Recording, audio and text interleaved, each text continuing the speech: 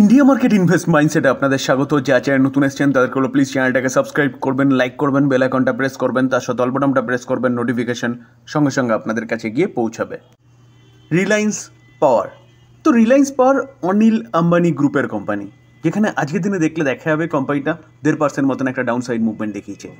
Last এক মাসে যদি দেখলে দেখা যাবে কোম্পানিটা 2.5% মতন 2.5%-এর কাছাকাছি একটা ভালো মুভমেন্ট দেখিয়েছিল। কোম্পানিটা 70-এর উপরে চলে গেছিলো, সেখান থেকে কিন্তু অনেকটা কারেকশান হয়েছে বলতে পারেন। তার পাশাপাশি লাস্ট 6 মাসে দেখা যাবে কোম্পানিটা 54% মতন রিটার্ন দিয়েছে। তো আজকের দিনে এই কোম্পানিটাকে নিয়ে একটা নিউজ পাওয়া যাচ্ছে, যেখানে আগামী দিনে এই কোম্পানিটার বিজনেস আরও বাড়তে পারে। যদিও বা আজকের দিনে দেখা যাবে কোম্পানিটা 1.5% মতন পড়েছে ঠিকই, কিন্তু নিউজটাই সেরকম। নিউজটা কি দেখুন, রিলায়েন্স পাওয়ার বোর্ড অ্যাপ্রুভ করেছে কিসের জন্য? ফান্ড রাইজের জন্য। কত বলছে? আপ টু 9,000 কারোর। তো 9,000 কারোর কোম্পানি যা ফান্ড রাইজ করছে না, এটা কিসের জন্য করছে? অবভিয়াসলি কোম্পানি তার বিজনেসে লাগাবে, এবং এই যে ফান্ড রাইজের কথা বলছে, সেই ফান্ডটা কী করে রাইজ করবে? কিউআইপি প্রসেস, এফপিও এবং নন কনভার্টেবল ডিভেঞ্চারের মাধ্যমে। তো এই 9,000 কারোরের মধ্যে 6,000 কারোর কিসের মাধ্যমে রাইজ করবে? কোয়ালিফাইড ইনস্টিটিউশন প্লেসমেন্টের মাধ্যমে, বা কিউআইপি প্রসেসের মাধ্যমে, বা এফপিওর মাধ্যমে।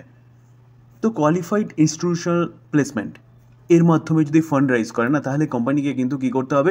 ডিসকাউন্টে আনতে হবে। তো এটাই হচ্ছে প্রবলেম, যার জন্য আজকের দিনে কোম্পানিটা কিছুটা কারেকশান হয়েছে। এবং বাদবাকি 3,000 কারোর, সেটা কিসের মাধ্যমে? নন কনভার্টেবল ডিভেঞ্চারের মাধ্যমে।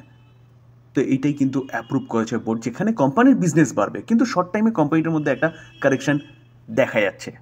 যেহেতু এফপিও বা কিউআইপি প্রসেসের মাধ্যমে ফান্ড রাইজের কথা বলছে কোম্পানি, কারণ ডিসকাউন্টে না আনলে কেউ তো বাই করবে না স্যার। আইটি সেক্টরের আরেকটা দিগ্গজ কোম্পানি, নাম কি? উইপ্রো। তো উইপ্রো কোম্পানিকে তাকে দেখা যাবে, দেখুন আজকের দিনে 1.5% মতন একটা ডাউন সাইড মুভমেন্ট দেখিয়েছে। একদম শেষ মুভমেন্টে কোম্পানিটা আরও নিচে এসছে। তো আজকের দিনে কোম্পানিটার রেজাল্ট ডিক্লেয়ার হওয়ার কথা ছিল, যদিও বা কোম্পানির রেজাল্টটা এসছে কখন? মার্কেট ক্লোজ হয়ে যাওয়ার পরে, যার ইম্প্যাক্ট আমরা আগামীকাল দেখতে পারবো। তো চলুন দেখে নিই আইটি সেক্টরের এই কোম্পানিটা রেজাল্ট কীরকম করেছে।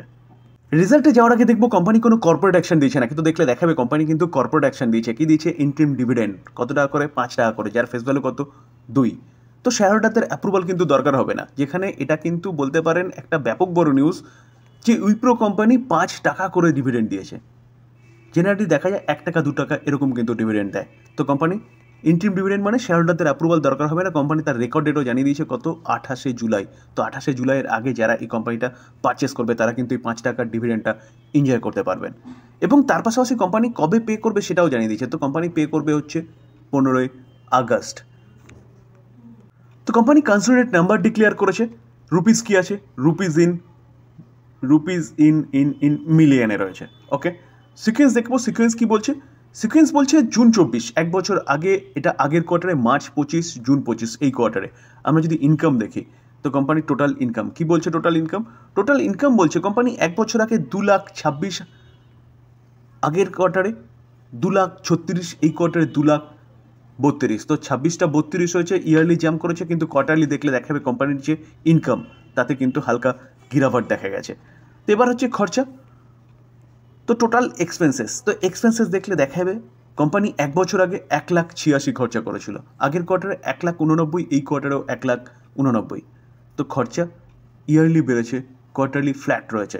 তো ইনকাম মাইনাস এক্সপেন্সেস করলে পরে অপারেটিং প্রফিট পাওয়া যায়। তো অপারেটিং প্রফিট দেখা যাবে কোম্পানি এক বছর আগে 40,216 মিলিয়ন, আগের কোয়ার্টারে 47,430 মিলিয়ন, এই কোয়ার্টারে 42,583 মিলিয়ন। তো 40টা 42,500 হয়েছে, ইয়ারলি জাম্প করেছে, কিন্তু কোয়ার্টারলি অনেকটাই গিরাবার দেখা গেছে কোম্পানির অপারেটিং প্রফিটে।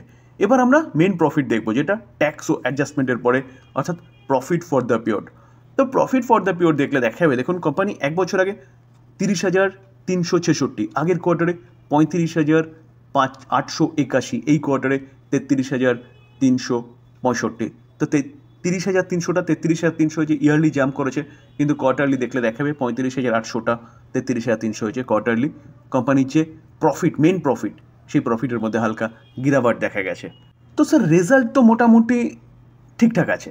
এখন দেখার বিষয় যে মার্কেট এই রেজাল্টটাকে কী করে নেয়, কারণ আইটি সেক্টরের দিগ্গজ কোম্পানিগুলোর মধ্যে কিন্তু খুব একটা ভালো পারফরমেন্স দেখা যায়নি। এখনও ইনফোসিসের রেজাল্ট যদিও বা বাকি রয়েছে, তো দেখা যাক মার্কেট কীরকম রিয়্যাক্ট করে এই রেজাল্টের বেসিসে। র্যালিস ইন্ডিয়া, তো টাটা গ্রুপের একটা কোম্পানি, যেই কোম্পানিটাকে আজকের দিনে দেখলে দেখা যাবে 0.11% ডাউনসাইড মুভমেন্ট দেখিয়েছে, যেখানে এই কোম্পানিটা জাস্ট কিছুদিন আগে রেজাল্ট ডিক্লেয়ার করেছিল এবং রেজাল্ট ফাটাফাটি ডিক্লেয়ার করেছিল।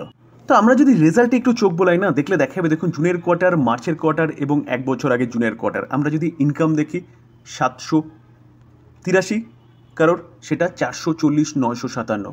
সেরকমভাবে যদি আমরা অপারেটিং প্রফিটও দেখি, দেখলে দেখা যাবে 96 ছিল 1 বছর আগে, আগেরটা -20, এইটা 150 ছিল।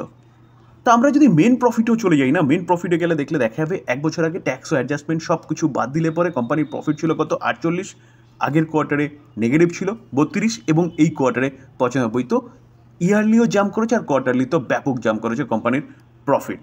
তবুও স্যার একটা দিগ্গজ ব্রোকিং হাউস এই কোম্পানিটাকে নিয়ে কিন্তু নেগেটিভ আপডেট দিচ্ছে এবং বলছে যে কোম্পানিটা অনেকটা ডাউনসাইড মুভমেন্ট দেখাতে পারে।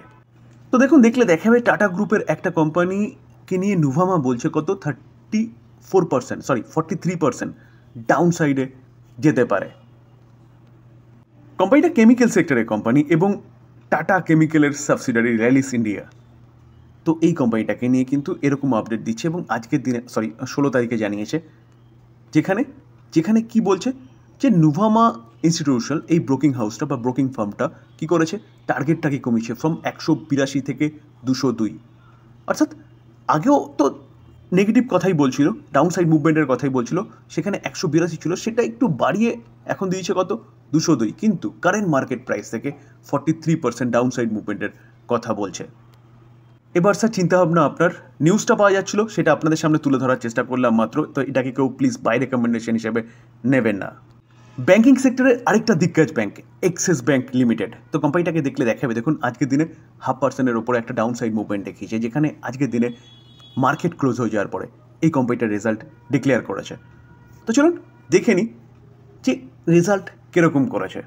স্যার আমরা ব্যাংকের স্ট্যান্ডার্ড নাম্বারে চলে এসেছি, রুপিস কি আছে, রুপিস ইন কারোয়ে রয়েছে। সিকোয়েন্স দেখে নেবো, সিকোয়েন্স কি বলছে, সিকোয়েন্স বলছে 6.24, 1 বছর আগে 3.25, আগের কোয়ার্টারে 6.25, এই কোয়ার্টারে। আমরা যদি ইনকাম দেখি তো টোটাল ইনকাম কি বলছে, টোটাল ইনকাম বলছে দেখুন 3 নম্বর কলম, যে 1 বছর আগে কোম্পানিটা 35,844, আগের কোয়ার্টারে 38,022, এই কোয়ার্টারে 38,321। তো ইয়ারলি জাম্প করেছে কিন্তু কোয়ার্টারলি সামান্য জাম্প করেছে কোম্পানির ইনকামে।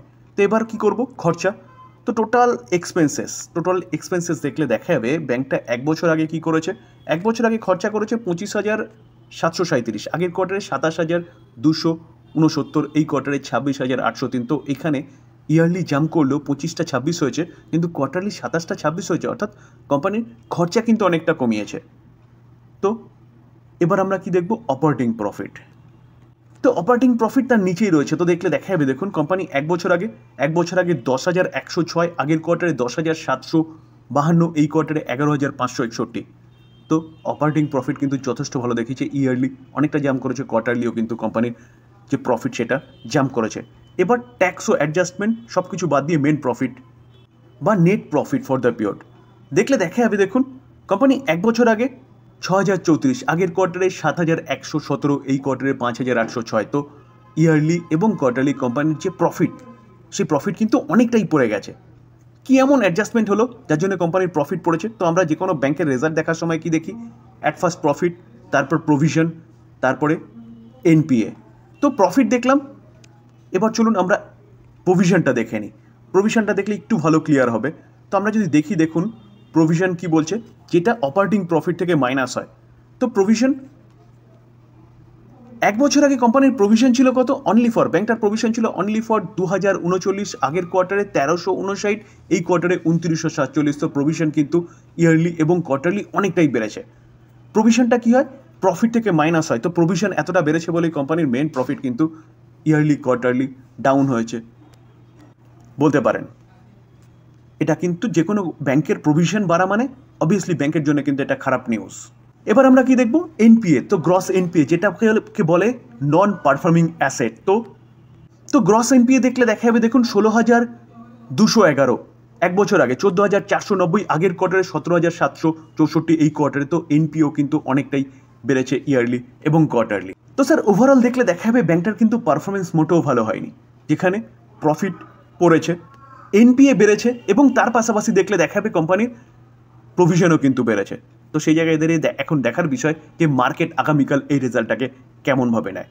তবে ডিসক্লেমার দিয়ে রাখি, এই ভিডিওতে যেসব কোম্পানিগুলো নিয়ে আলোচনা করলাম সেসব কোম্পানিগুলোর সম্বন্ধে নিউজ পাওয়া যাচ্ছে, সেগুলো আপনাদের সামনে তুলে ধরার চেষ্টা করলাম মাত্র। তো প্লিজ কেউ বাই রেকমেন্ডেশন হিসেবে নেবেন না। বাই করার আগে নিজে ভালো মতন অ্যানালাইসিস করবেন, তারপরে বাই করবেন, বা আপনি আপনার ফাইন্যান্সিয়াল অ্যাডভাইজারের সাথে কথা বলে নিয়ে তারপর বাই করবেন। থ্যাংক ইউ, ভালো থাকবেন।